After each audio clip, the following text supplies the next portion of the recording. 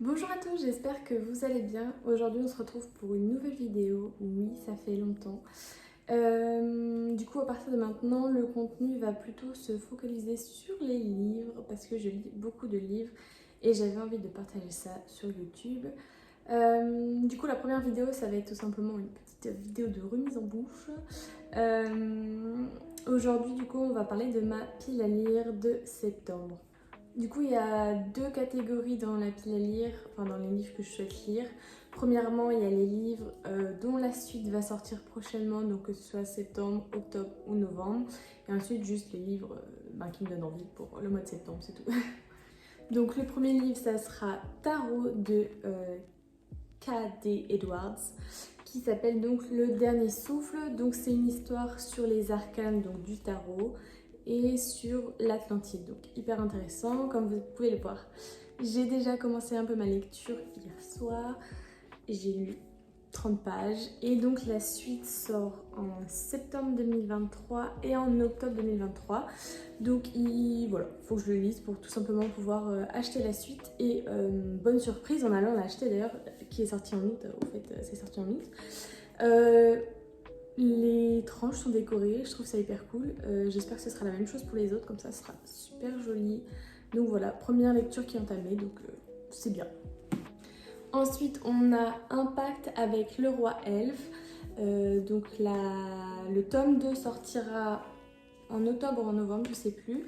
Et ce sera une danse avec le roi fée. Donc en fait, c'est pas vraiment la suite, c'est juste dans le même univers tout simplement. J'avais été séduite par la couverture et en fait il y a une version collector de ce tome-ci qui va ressortir un peu avant la sortie du tome 2 et vu que je suis un pigeon, qui sait, si j'aime beaucoup le livre, et ben peut-être que j'achèterai la couverture, enfin le tome collector parce qu'il est vraiment super beau et du coup si j'aime, toujours si j'aime, j'achèterai le tome 2 en collector également et comme ça rendra super bien dans la bibliothèque.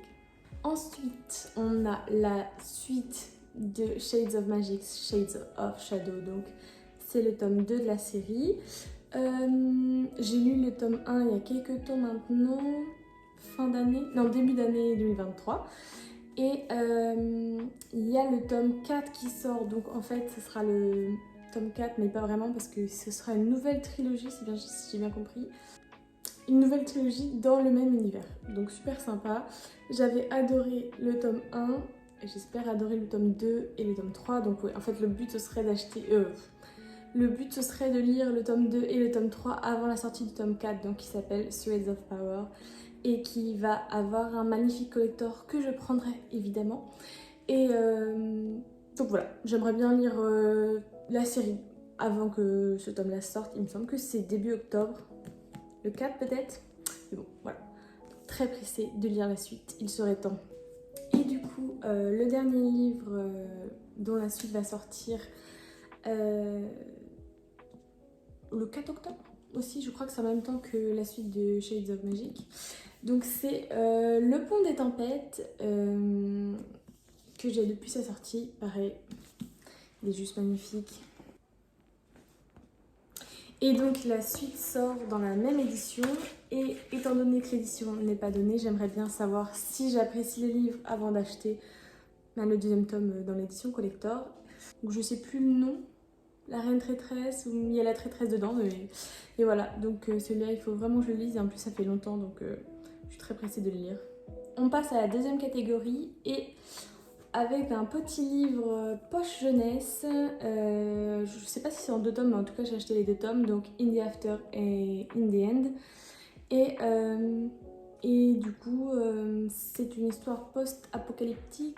C'est plutôt apocalyptique d'ailleurs parce que c'est ni que des créatures sans pitié déferlent dans la ville et dévorent les humains. Et je crois qu'on suit une jeune fille du coup qui va recueillir une petite fille. Donc voilà, donc ça a l'air d'être 2 jeunes filles qui vont essayer de devoir s'en sortir dans un monde un peu dangereux quoi. Et ça avait l'air super intéressant et en plus c'est en poche donc je pense que ça va se lire super vite. Ensuite on a le manuel de survie du sorcier frugal dans l'Angleterre médiévale de Brandon Sanderson. Je comptais le lire en août, Seulement, je me suis renseignée un peu sur l'univers de Brandon Sanderson et il se trouve... et en fait, son univers est vachement complet et ça va un peu dans tous les sens au niveau des séries de livres. Du coup, j'avais pas envie de me faire spoiler ou d'apprendre des choses qu'il fallait pas trop dans ce livre. Donc je me suis renseignée avant et en fait, il se trouve que ce livre n'est pas du tout dans cet univers. Donc je vais pouvoir le lire ce mois-ci. Et donc ça, c'est le projet secret numéro 2 de Brandon Sanderson qui est sorti... Enfin, qu'il a écrit pendant le Covid, donc hyper intéressant. Tout au long du livre, du coup, on a des espèces de petites pages...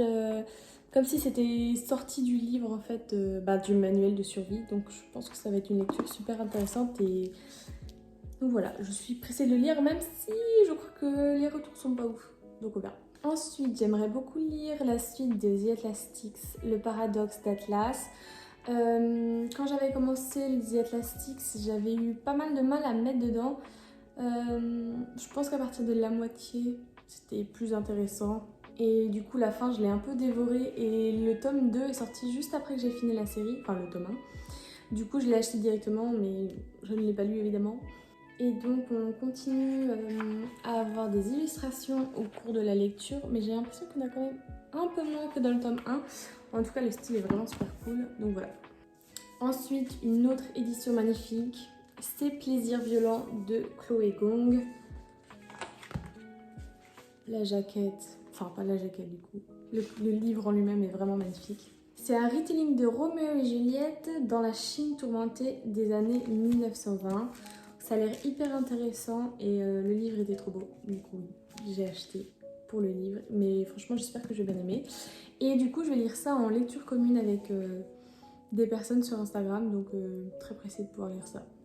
Et enfin, je souhaiterais lire le tome 2 de Entre terre et ciel, qui s'appelle Étoile ardente, qui est sorti en août.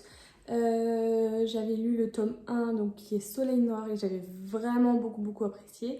Du coup, j'ai acheté la suite dès qu'elle est sortie, et j'aimerais bien la lire rapidement. J'ai quand même vu des avis plutôt négatifs sur ce tome, mais bon, on verra. Et je crois qu'il y a des livres après. Enfin, la série continue après les 2 tomes, donc on verra. Enfin, je pense, voilà. En tout cas, j'espère que j'ai apprécié parce que j'ai vraiment beaucoup aimé le tome 1. C'était vraiment un coup de cœur de début d'année et je suis un peu déçue s'il était nul. Mais bon, on verra bien. Et enfin, du coup, c'est pas vraiment dans ma pile à lire, mais un peu quand même. Mais j'aimerais beaucoup finir Home Before Dark de Riley Sager. Je l'ai commencé ce mois-ci, je voulais le finir avant fin août, mais j'ai pas eu le temps. Je suis à la page 130, donc voilà. C'est une lecture en anglais parce que je crois que le livre n'est pas disponible en français. Parce que du coup j'ai acheté 2 livres de Riley Sager, c'est Ferme bien la porte et Home Before Dark.